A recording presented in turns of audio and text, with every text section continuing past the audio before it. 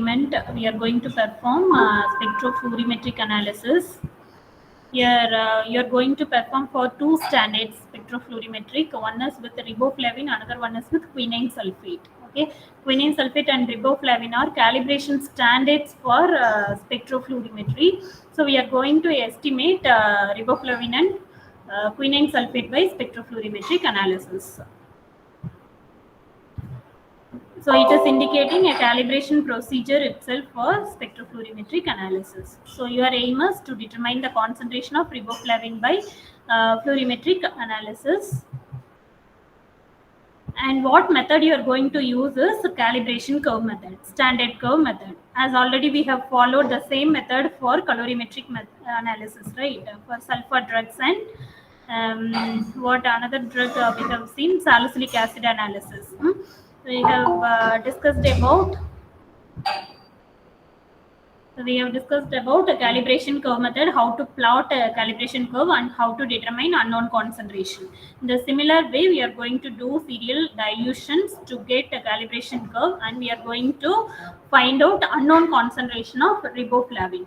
In the 13th experiment, you are going to determine riboflavin concentration. In the 14th experiment, you are going to do quinine sulfate estimation. Now I will explain about procedure and the calculation, how to draw graph and all. As already we have seen in the theory about fluorimetric analysis, you will be knowing about clearly about the theory behind fluorimetric method. So I'm not going to discuss about principal part. Now let's go move on with calculation and procedure part alone. Okay. So what are the titles in the theory we have seen about fluorimetry, regarding factors affecting fluorimetry, what is fluorescence, what are the types of luminescence, what is Jablonski diagram for fluorimetric analysis. This all we have discussed, and the factors, the various factors which will affect fluorescence intensity we have seen. And then quenching, about quenching process, types of quenching, this all we have seen. And as coming to the quantitative parameter, concentration quenching or self quenching will be affecting the concentration, so that we need to prepare very diluted solution for spectropluorimetric analysis. That is why you can observe the concentration range. Compare this concentration range with the colorimetric analysis, where you have used around means more than 10 microgram per ml you should have used, and here it should be less than 10 microgram per ml. Since concentration quenching will occur, to avoid that we are using very diluted solution in fluorimetric method. So what is the concentration range we are preferring? 0.1, 0.2, 0.3, 0.4 and 0.5 microgram per ml for analysis of riboflavin and quinine sulfate. Okay. So how to prepare the stock solutions means, stock solution of 10 microgram per ml riboflavin we need to prepare of 100 ml, from which we need to take 0. In order to get the concentration of 0.2, 4, 6, 8 and 10 microgram per ml, you have to do the calculation by using the formula what we have seen under colorimetric analysis, that is volume to be taken from the stock solution, that is equal to what is the formula we have used for calculating concentration of various dilutions? Concentration of the means required concentration divided by stock concentration into volume to be taken. Volume of standard flask. Volume of standard flask will be 10 ml. Required concentration will be 0.2 microgram per ml, and the stock concentration is 10 microgram per ml. So if you cross multiply all the value, you will get some volume. That volume you have to take for getting particular concentration. Here what solvent is used? 1% volume by volume acetic acid solution. This is the solvent, not the water or other solvents are used here. Acetic acid solution only is used, since in acid only riboflavin exists fluorescence. So you will be knowing the factors which affects fluorescence. If you use some other solvent, even riboflavin may not exist with the fluorescent properties, so that we are using acetic acid as solvent. Okay. And then after preparing serial dilutions, that is the procedure here, you have to set in the instrument first with a blank. Okay, without riboflavin we need to take only acetic acid. We have to set the 0% intensity, And for taking different concentrations, we have to analyze percentage fluorescence intensity, which will give you different percentage increase in fluorescence intensity. Percentage of fluorescence intensity is directly proportional to concentration. So we have to plot after getting percentage of fluorescence intensity for your sample and standards, taking in the graph concentration in x-axis and fluorescence intensity in y-axis. We have to plot the graph and you need to find out the sample percentage intensity, and from which we can go for quantification of the sample, how much it is present. Okay. And so in the calibration curve, you are going to plot only the calibration curve. Just wait. It is for riboflavin.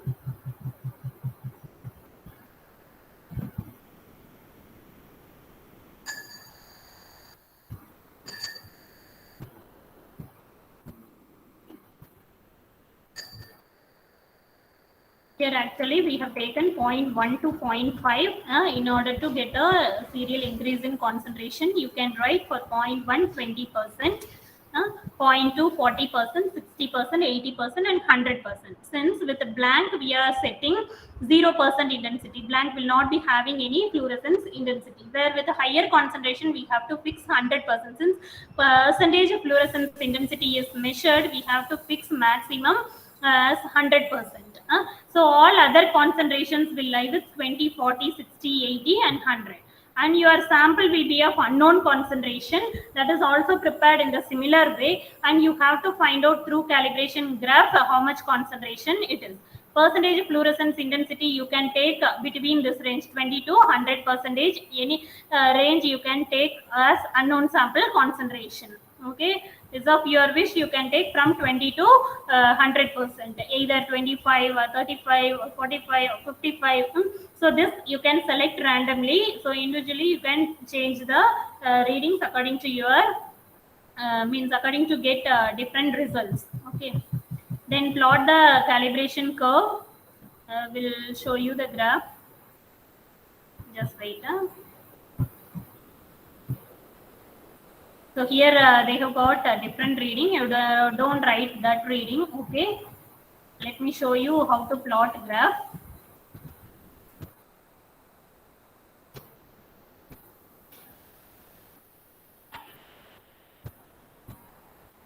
The graph you need to take in the x-axis concentration in microgram per ml. We have taken from 0.1 to 0.5 microgram per ml, that you can write. And in the y-axis, percentage of fluorescence intensity, you have to take it in tens, 10, 20 up to 100. Have to take and correlate all the standard percentage here, 20, 40, 60, 80 and 100, and you will get some sample fluorescence intensity that you can extrapolate it to linear graph, and then you can bring it to x-axis to get the unknown concentration. It is very similar to this calculation and all, very similar to colorimetric method. You have to write experiment number, date, title of the experiment, scale, and plot the graph according to it. Has to cover the whole page. Like that you can plot it and submit it. Okay, write discussion on this analysis and then you can submit. Okay. Only you need to find out unknown concentration. It is very simple. You are not going for any other calculations like linear regression equation and all. No need to do. Only with a given reading, you want to plot that graph, linear curve. Draw a straight line by using scale only. You have to draw it. Okay. By using scale only you can draw. At least you have to correlate 3 readings. 3 readings among 5 readings. 3 at least should correlate. Whichever reading is not correlating, you don't draw with the hand, just correlate with the scale. Okay, and then extrapolate the readings to x-axis to find out the unknown concentration. This is how you need to do the calculation. Do only calculation and submit. Write discussion on this. What are all the factors will affect? About factors you can write in the discussion, and what are all the applications of fluorimetry we can write. Okay. Regarding principle, you can write a principle. Jablonski diagram itself you can write in the flow in the principle part. Okay. Since already we have discussed and you have written exam also on fluorimetry, I am not discussing much about theory, only practical. I am saying procedure and calculation. calculation is similar to colorimetric analysis calculation. Dilution calculations already we have discussed. Use the formula what we have used for dilution purpose. Dilution means to get working standard concentrations from stock concentration. Stock here maximum is 10 microgram per ml. Maximum concentration of 10 only. From that only 1 to 10 microgram per ml we need to prepare. In that 0.1 to 0.5 microgram per ml only we have taken as standards. Since very diluted solutions we have to use, in the fractions we are taking the concentrations. So once you fix the concentration, you can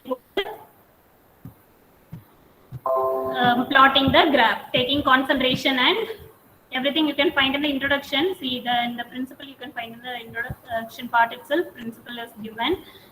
You can write only flow chart in the principle and plot the graph. So graph you have to take concentration microgram per ml in the x-axis, in y-axis percentage fluorescence intensity. Plot the readings, extrapolate the curve to get unknown concentration. This concentration whatever you are getting you need to submit it. Write in the report, write discussion and submit. If you refer anything you can include reference. Similarly, you want to perform quinine sulfate analysis also. Experiment 14 also same way you need to do. So here in the discussion part you complete it. What, ma'am? Ma'am, once more can you explain, ma'am? What, Subhadarshini? Graph, one more time you need a graph part only or calculation yes, part? Which one you need? Dilution calculation part or graph part? Both, Yes, ma'am. Ma, which part you are not clear, ma?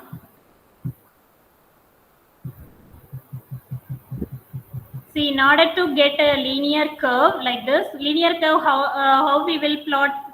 How we'll get the linear curve? We need to get minimum 5 standard concentrations, right? How you will prepare standard concentration? Standard means what? Known concentration. So this calibration curve is plotted based on known concentrations. Okay. Unknown concentration will be deducted from plotting the graph. From the linear curve, we can find out the unknown concentration. In order to get unknown concentration of sample concentration only you are deducting, right? How you are deducting? From percentage fluorescence intensity analysis in plurimetric method. Since riboflavin is a fluorescent compound and it is fluorescent giving in fluorescent emitting in acetic acid only. So that what solvent you are preferring? 1% volume by volume acetic acid. Acetic acid is the solvent throughout your analysis for dilutions, for making all preparations. So what are the dilutions you will do? One is for stock dilution, another one is for standards dilution. First dilution is what? You have to weigh the required amount of riboflavin in order to get 10 microgram per ml concentration. Okay. See the procedure. You can take nearly 10 milligram of sample can be weighed. From that you have to go for diluting until you get 10 microgram per ml. Okay. You know 1 milligram is having 1000 microgram. Use that calculation so that you can get final stock solution as 10 microgram per ml of 100 ml use here. Okay, 100 ml. That is called a stock solution. So from that you need to prepare set of standards in order to get the calibration curve. Calibration curve is nothing but standard curve or linear curve. It may be called with 3 names. Linear curve, standard curve, calibration curve. This is all same only. So to get calibration curve, how many concentrations minimum we require? 5 concentrations. 5 we require. According to the ICH guidelines, we need to prepare 4 to 6 concentrations. Minimum of 4, maximum of 6. We are taking optimum number as 5. Okay. So 5 concentrations you require to get a accurate linear curve. So for that you are selecting from 0.1, 0.2, 0.3, 0.4 and 0.55 concentrations. Where we will get these concentrations? From the stock solution you want to transfer it into 10 ml standard flask. Okay. You have to choose 10 ml standard flask. Standard flask you will be knowing, right? Volumetric flask or standard flask. 5 flask you need to choose. To that you want to transfer the volume which is required to get 0.1 microgram, 0.2 microgram, 0.3, 0.4 and 0.5 to each tubes. From where you will be taking? From the stock solution. What is the stock solution concentration? 10 microgram per ml. Okay, so from that you want to transfer 1 ml, 2 ml, 3 ml like that. Okay, so that you will be getting required concentration. How you will know how much volume you want to transfer from stock means you want to use the formula for calculating the volume to be taken. So how you will calculate? Taking required concentration how much divided by stock concentration into volume of the standard flask. Required concentration is what? 0.1 gram, 1 microgram. Stock is how much? 10 microgram. What volume you want to take? Means made final volume of the standard flask 10 ml standard flask you have chosen. So if you multiply all this, you will get some value. That amount that will be in milliliters, ml, volume units. So that volume you want to transfer to that particular 10 ml volumetric flask from the stock.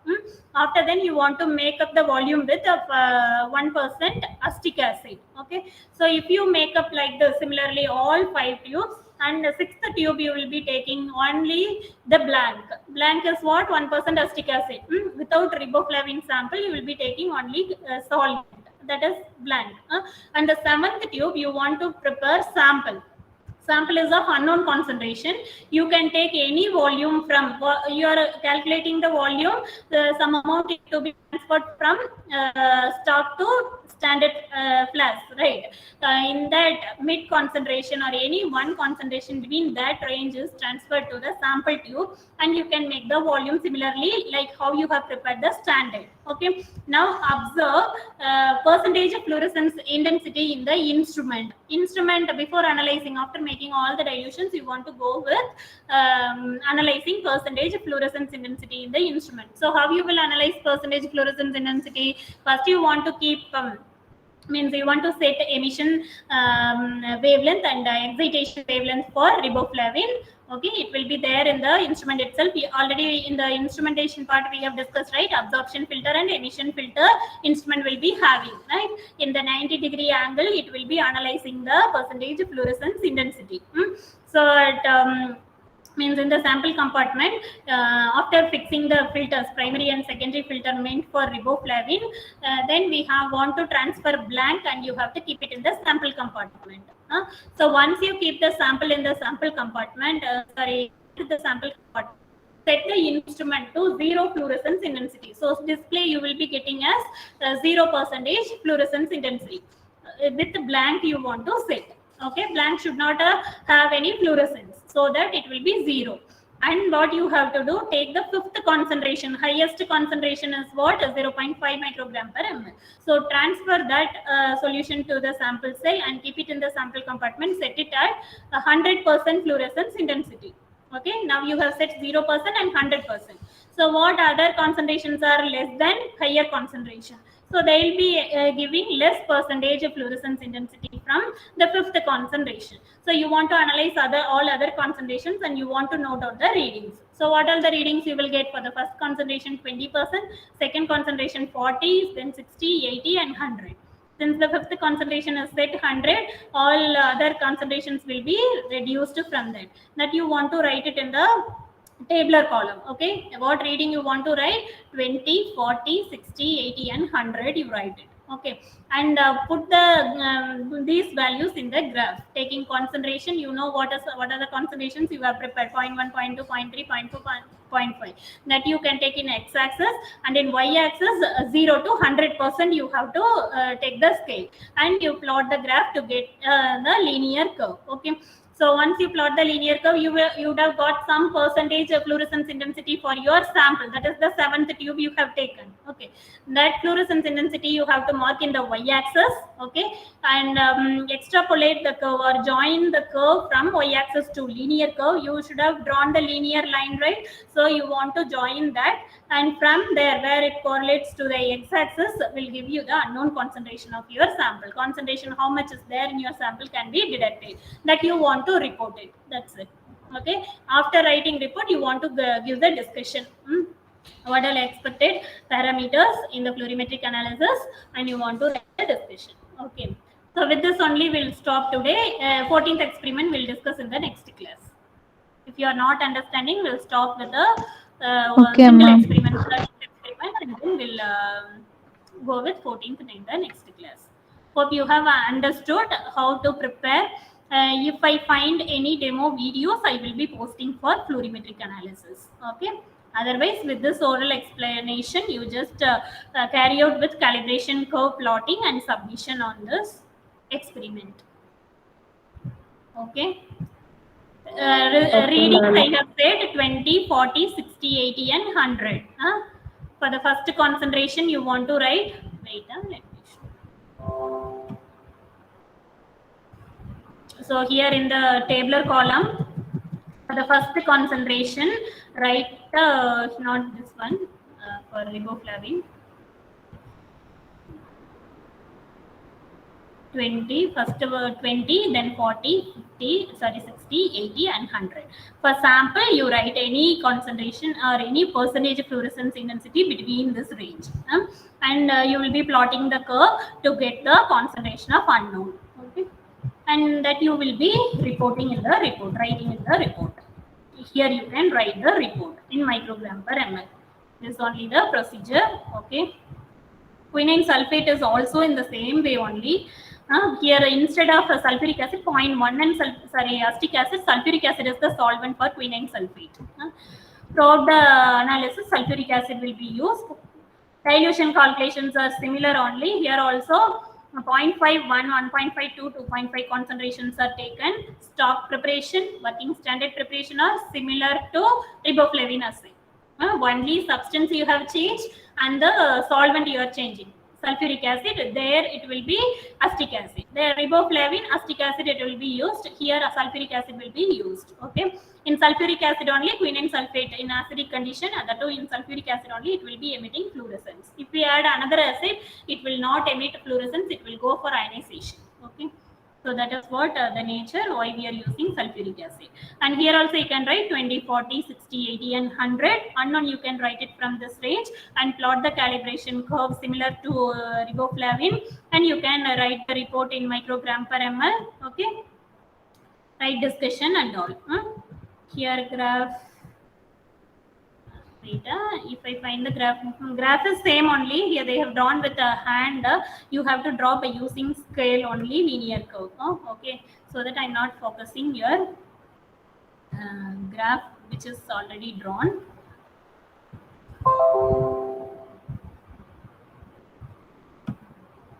Now, under the 15th experiment we'll discuss in the next class, since that is depending on quenching analysis. We'll be seeing about collisional quenching by potassium iodide, quenching effect of fluorescence for quinine sulfate sample will be analyzed. This will discuss 15th experiment we'll discuss in the next class. 13th and 14th are similar type of experiments. Kindly complete and submit.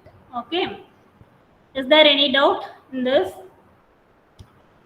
Only plotting calibration curve, finding out unknown concentration, reporting that unknown concentration. Very simple only. Dilution calculation pattern you may need to know for